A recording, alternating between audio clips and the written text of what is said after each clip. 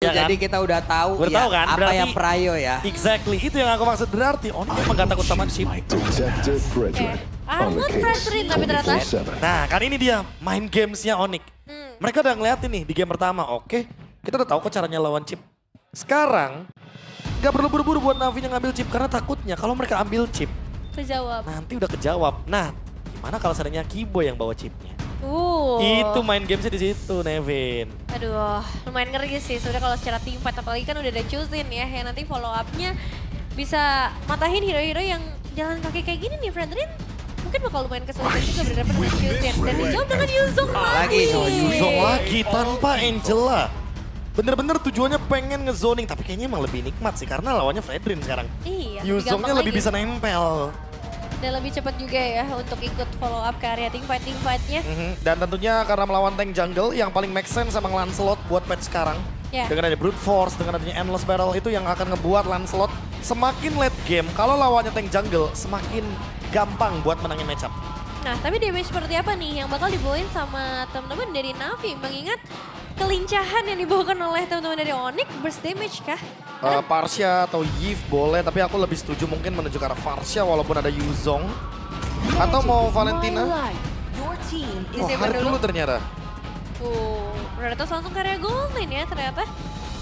Sebelum nantinya masuk dalam fase banning, karena memang ada potensial juga untuk Harit ditutup. Tipikal gold laner yang memang bisa mengisar sampai ke bagian belakang dan sangat mudah untuk melarikan diri. Soalnya kan bakal kejar-kejaran banget nih berarti. Kalau begini kayaknya Navi perlu nge-ban Lunox-nya sih.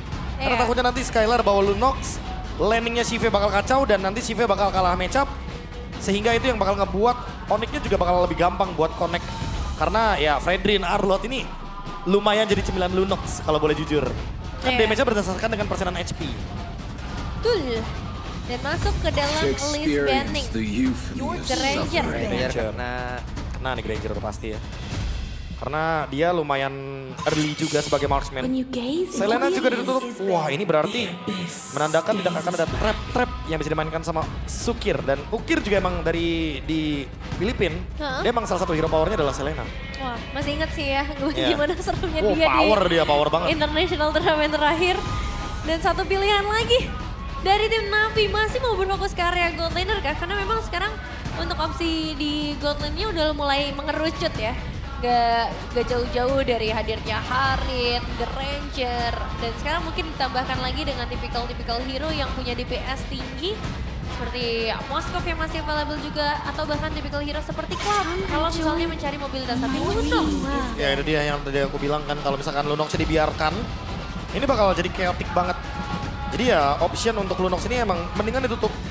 Tapi membuka banyak banget hero Keyboy by the way. Gatot Kaca ada. Kalau kita ngomongin soal Grok juga ada. Ini hero-nya Keyboy terlalu banyak menurutku.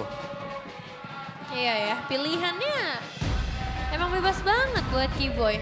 Mau ambil yang single target bisa pick off, atau mau yang ambil area lagi biar memperkuat. Ya chip aja masih bisa. Jujur iya. Chip bisa, Tigreal bisa. Banyak banget optionnya di sini. Mau main pakai Grok tadi, mainin Equilibrium Minion bisa juga. Grok menarik banget sih sebenarnya.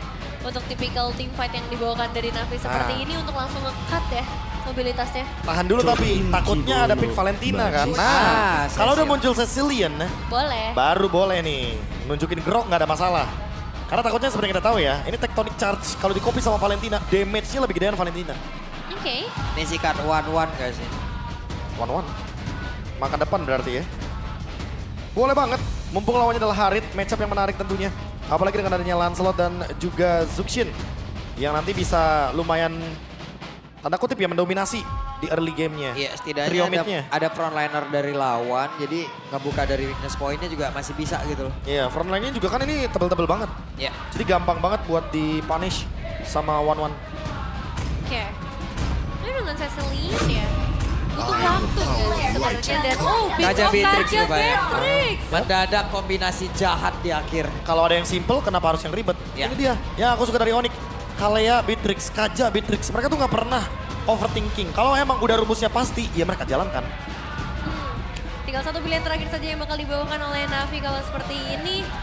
Opsi karya roamer yang masih cukup banyak untuk menghadapi power pick off. Carmilla kah tiba-tiba? Carmilla Cecilian combo. Waduh. Biar nanti bisa jalan barengan. Dan nanti Cecilianya bisa menyelamatkan Carmilla ketika ingin mencoba untuk bermain kite. Aku sih pengen ya ngelihat Carmilla dengan kombinasi Cecilian di sini. Karena itu bakal jadi membuat mobilitasnya juga menarik. Oh. Tapi ternyata groknya bukan di Onyx, melainkan ada di tangan Navi. Oke, Afro yang akan mencoba untuk menjalankan tugasnya untuk mengacaukan titik tengah dari minion yang akan bertemu. Wah, Jadi biasanya ketemunya di tengah-tengah sungai, ini agak sedikit mengarah ke Navi. bisa ngebuat mereka memancing nih kehadiran dari para pemain Onyx. Tapi Itu pertanyaannya dia. malah jadi keuntungan atau kerugian. Karena kalau ngeliat dari game yang pertama, setiap pancingannya bisa dimakan dengan baik oleh Onyx justru bukan Navi. Dan ya, game kedua ini yang akan menjadi penentuan 2-0 atau Navi bisa kembali lagi menculik 1 poin untuk setidaknya menambahkan lagi nih kekuatan di posisi standings mereka, apalagi dengan Cecilian yang kembali lagi muncul di tangan Ukir. Yap, telah sampailah kita di game yang bisa saja menjadi game yang terakhir untuk di hari ini. Karena kemenangan cepat tadi sudah diamankan pula oleh Onyx di game yang pertama. Jadi MPL Arena malam minggu harusnya masih semangat.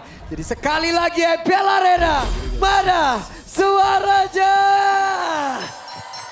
Yeay, masih semangat. Wah, masih dong Masih, pastinya ya. masih. Tapi tadi lihat nggak, perfect blokade dari Afro loh. Langsung ya di Langsung. awal. Tapi langsung di-cut juga nih sama Kiboy dan juga Lutfi yang memotong ke arah bagian EX9. Karena mereka tahu kalau seandainya nanti ini Kars dibiarin untuk menangin laning matchup, Lutfi yang bakal bonyok nantinya.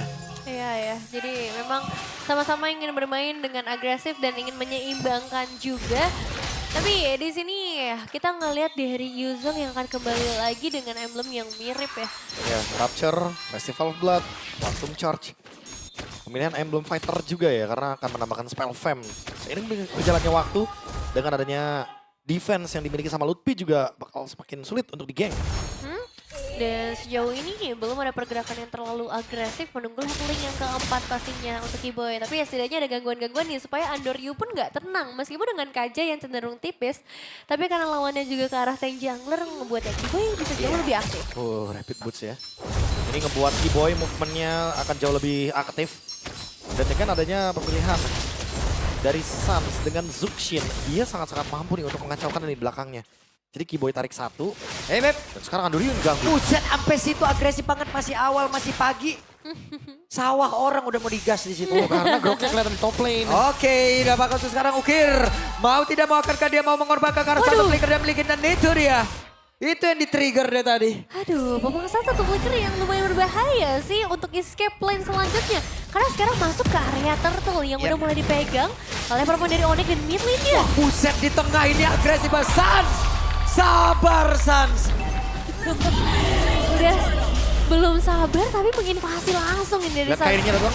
Oke, bahkan tuh sekarang Kairinya sudah sampai dan siap untuk bisa mengamankan lagi karena performa itu di Androidnya malah menjadi korban di dalam pertemuan tersebut.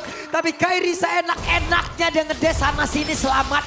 Ya, semena-mena banget. Purple Buff diganggu dan sekarang mungkin outer turret juga bisa udah mulai diganggu lagi. Dan Wey, ada final slash tadi seperti yang sudah langsung diperlihatkan. Benar-benar tidak ada keadilan kali ini untuk Navi, Prof. Iya, ini dia ya. Udah kayak di Monian Empire soalnya. Ya. Nggak ada keadilan yang sama sekali bisa di-trade. Lihat Andoryu, dia baru menyentuh level 4. Dan itu pun karena waktu. Bukan karena dia mendapatkan farming. Ya, susah memang di sini cari keadilan, Prof ya. Ya. Karena kan banyak orang cari keadilan dari sebuah hukuman, Prof. Tapi kadang hukum lah yang menghilangkan keadilan. Waduh, W buat Erisla ya. Kita lagi ngomongin Erisla Mobile Legends. dibawa-bawa ya. Iya, kita lagi ngomongin Mobile Legends. Lah, Mobile Legends. Tapi ini harus mulai cari keadilan juga buat Navi karena 2 berbanding 0 pen eliminasi. Goldnya udah makin jauh lagi. Gak ada sama sekali kalau misalnya nanti team fight dibuka dengan kuantitas yang sama pun mereka akan ketinggalan dari segi Buset. damage ya. Afro? 8% doang, oke.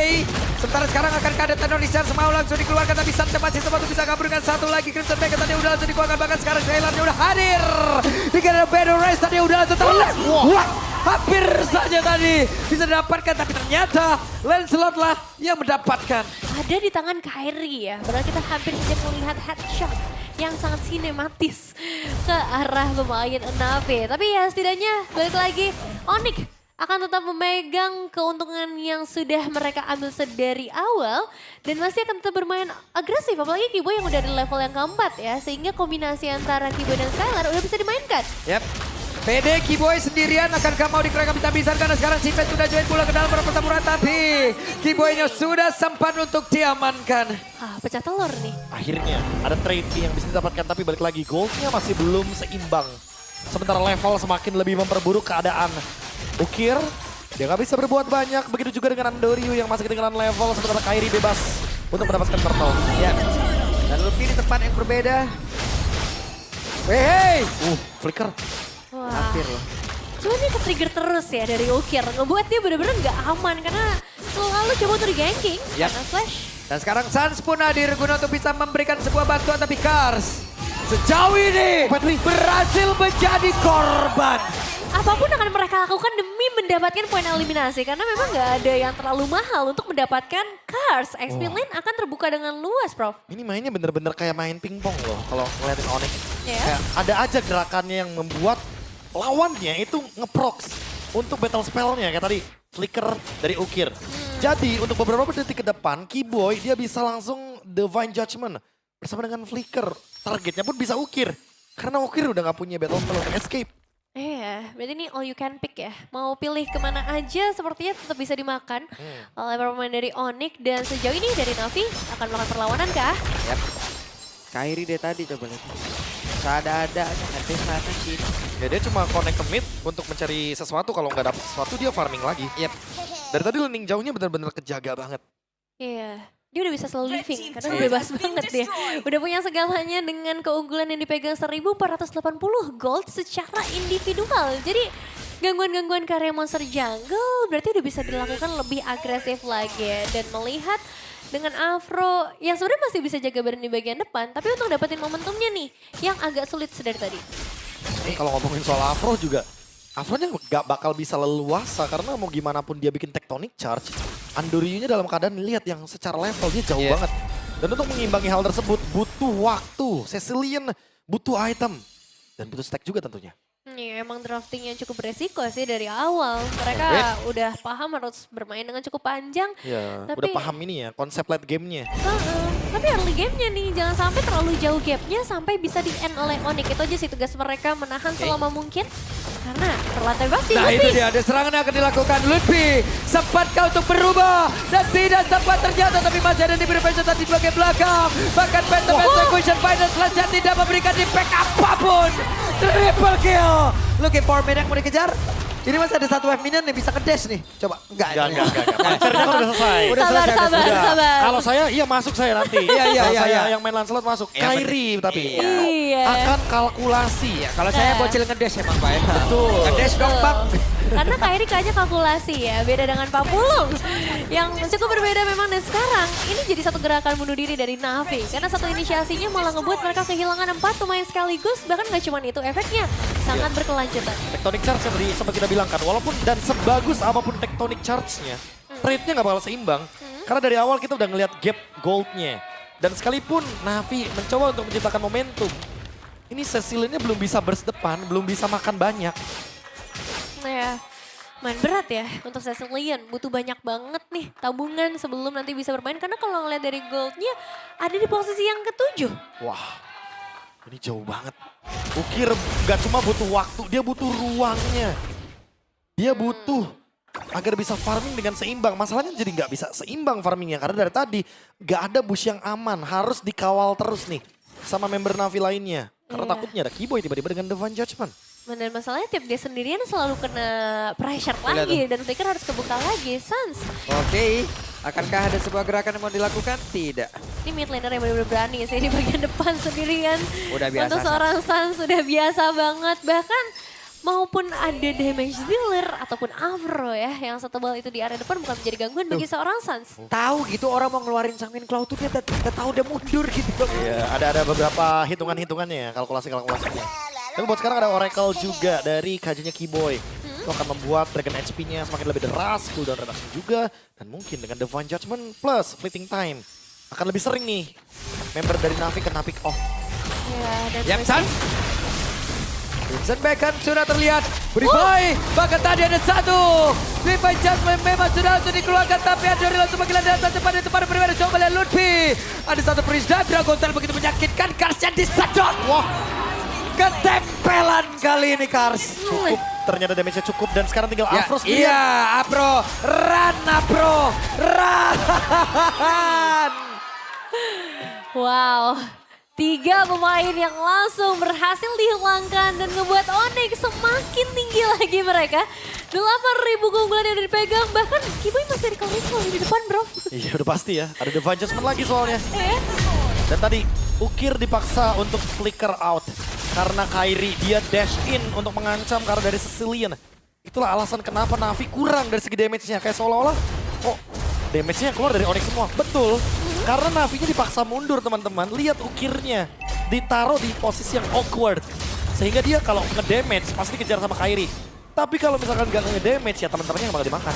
Waduh, baru glowing one doang bro. Iya, ini juga Kiboy asisnya aktif. Fleeting time ready. Coba dia. apa lagi? Makanya bayangkan ini udah terlalu jauh sih keuntungan yang didapatkan. Dan sekarang Kairinya punya Endless Peril. Ini Ukir udah gak punya flicker loh, udah pasti bakal ditarget.